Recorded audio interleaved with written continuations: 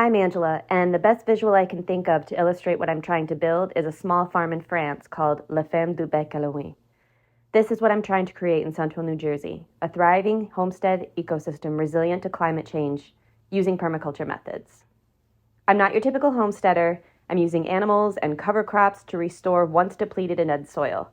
I place great priority on planting perennial crops and overstory trees, and I invite wildlife into our farm, where nature is at the forefront of every decision we make.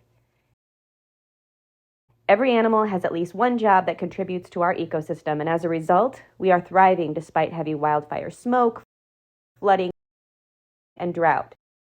My homestead was built in 1775, but it's only been under my direction for about 8 years.